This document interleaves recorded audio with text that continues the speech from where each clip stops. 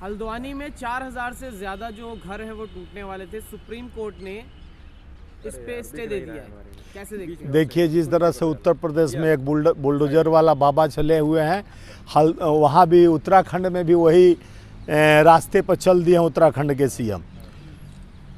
4000 परिवार उसमें अपने पूरे बचपना से लेकर जवानी तक गुजारा है। वहाँ स्कूल भी है, वहाँ कई तरह का संस्था भी, स्वास्थ्य केंद्र भी है, स्कूल भी है।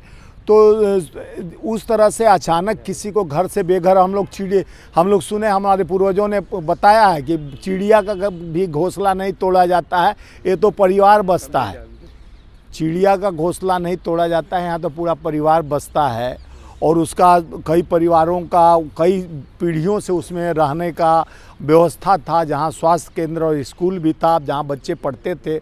उसको अचानक हटाने के लिए बुलडोजर लाया जाता है। तो एक कुठित इस समय राजनीति में इस तरह से एक ट्रेड चल दिया है कि बुलडोजर चलाओ, किसी को अपराधी बना के उसका घर गिरा दो, किसी को गरीबों को बसाने की बात। यहाँ तो देश में गरीबी को हटाने की बात नहीं, गरीबों को मारने की बात चल रही है, षड्यंत्र चल रहा है। प्रधानमंत्री जी ने कहा था कि 2022 तक सबको घर देंगे, वही घर से बेघर कर देंगे। वो तो विज्ञान भवन में प्रधानमंत्री का एक बार भाषण सुनने से 130 भाइयों बहनों, 130 करोड़ जनता को मैं घर का चाबी दे चुका हूँ। और प्रधानमंत्री जी तो और भी बात बोले थे, 600 करोड़ लोग विदेश के धरती पर जाके 600 करोड़ लोग हमें वोट देकर यहाँ पर सत्ता में बैठा है। भारत की जनसंख्या से 4 गुना उनको वोट दे देते हैं।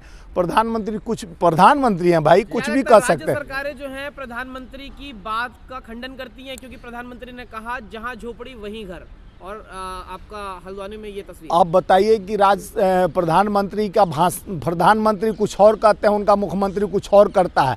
हमको तो लग रहा है कि अब तालमेल नहीं बैठ रहा है उनके भाषा में और उनके विचारों में, क्योंकि प्रधानमंत्री का विचार किसी और चला जाता है और उनके मुख्यमंत्री कुछ और करते हैं। मेन स्ट्रीम मीडिया ने कहा कि ये जिहादी अतिक्रमण है, अतिक्रमण में भी जिहाद उनको दिखाई दे रहा है।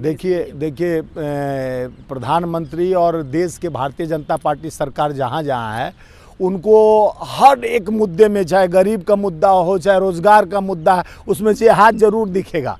क्योंकि सपना भी रात में सोते हैं, सुबह उठते हैं, तो आज कौन सा मैं नया जिहादी बात लेकर समाज को तोड़ने की राजनीति करूं, जहां लोग हिंदू मुस्लिम। ये देखिए, अब पहले से बहुत लोगों का विचार बदल चुका है। जो जिहादी बात करते थे, जो उन्माद की बात करते थे, अब पढ़े लिखे लोग हो गए। ये लोग सोचते थे, पहले बात होती थी क्या, उन्माद की बात होती थी, जिहाद की बात होती थी? नहीं, जिहाद की बात नहीं। देखिए, कांग्रेस के नहीं, मैं ये बोल रहा हूँ कि पहले लोग पढ़ते, अब लोग वही पढ़ना लिखना शुरू कर दिए।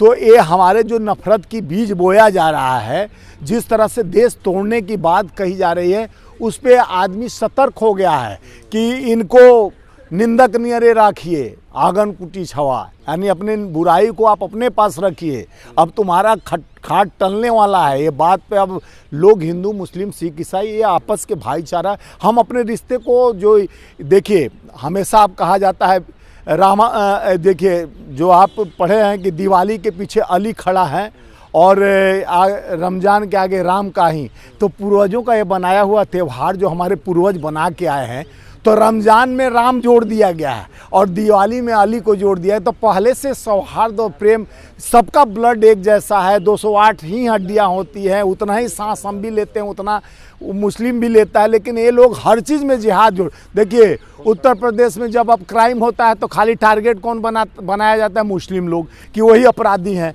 अब बड़े अपराधी को योगी जी में बढ़िया ब्रजेश सिंह जैसे अपराधी जो उत्तर प्रदेश में थे, पूर्वांचल में, उनको बचाने के लिए उनको राजनीति धूम। कांग्रेस के दौर से ही है ना? नहीं भैया, कांग्रेस के दौर नहीं, नाम पर उठा लिया जाता था। सुने, आतंकवाद के दौर पे उठाया नहीं जाता। आतंकवादी तो सारा उन्हीं के पार्टी में भी जो होते थे वो सम्मिलित हो जाते थे, बाद में आतंकवादी समझ में आता था। भाजपा में चाहे आप राजस्थान में देखे होंगे जो काटा दर्जी का बेचारे का वो सर कलम किया। आते हैं उत्तराखंड के जो उत्तराखंड की जो हाई कोर्ट की जो सरकार ने कहा कि 4000 परिवारों को जो उजाड़ने का जो फैसला लिया था, उसे आप कैसे देखते हैं? देखिए, जो लिया था फैसला, पहले किसी का घोंसला बनाकर ही घोंसला तोड़ा जाता है।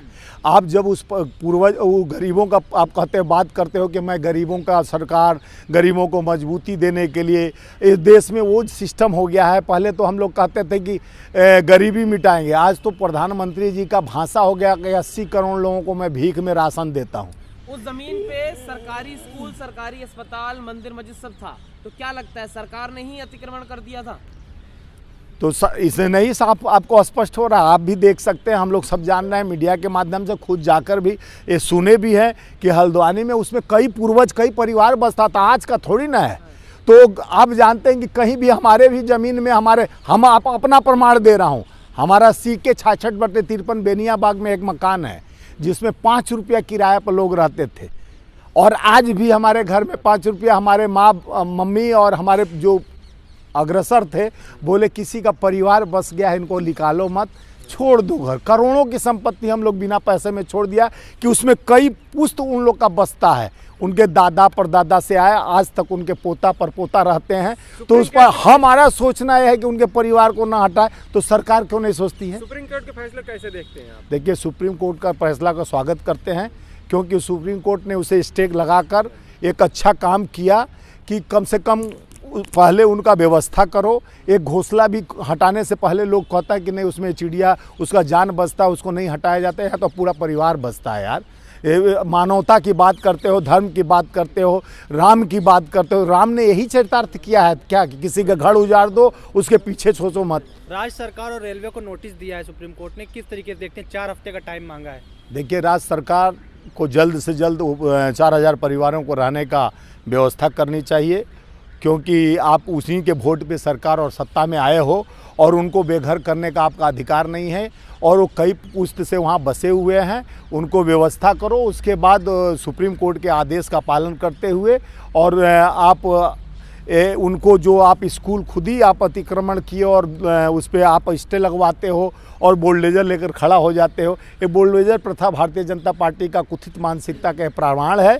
अब देश का जनता समझ चुकी है कि ये धर्म जाति में बांटते बांटते अब गरीबों को मारना चाहते हैं। कुछ साथी पूंजीपतियों के साथ मिलकर गरीबी नहीं हटाना चाहते हैं, गरीबी को समाप्त करना चाहते हैं, मार देना चाहते हैं। सुप्रीम कोर्ट से लोगों का भरोसा उठ रहा था, लेकिन आज के फैसले से क्या लगता है कि सुप्रीम कोर्ट पर भरोसा कायम रहेगा? देखिए, सुप्रीम कोर्ट पे भरोसा नहीं उठ रहा था, इसलिए कि वो जब भी हम लोग जैसे नोटबंदी का मामला आया, कई मामला आया, सुप्रीम कोर्ट थोड़ा सा गोलमोल किया, जिसमें नोटबंदी में भी आप देखे होंगे गरीबी ही लाइन में लगे थे, और गरीबों का जैसे हम लोग के मम्मी दादी आई जो पैसा छुपा छुपा के रखी थी 2500, उसको निकलवाएगा। उसी तरह ये भी है। सुप्रीम कोर्ट का स्वागत है, अच्छा काम करता है। सुप्रीम कोर्ट न्यायपालिका है, न्यायपालिका पर हम प्रश्न चिन्ह नहीं करते हैं, लेकिन न्यायपालिका को कम से कम निष्पक्ष और देश हित में काम करना चाहिए, क्योंकि सरकार तो देश हित में काम नहीं कर रही है। एक न्याय के ही हम साथ खड़े हैं, जो मिल सकता है न्याय वो हमेशा मिलना चाहिए जनता को, और जनता की बात होनी चाहिए। धन्यवाद। सब्सक्राइब करें हमारे YouTube चैनल को और बने रहें हमारे साथ।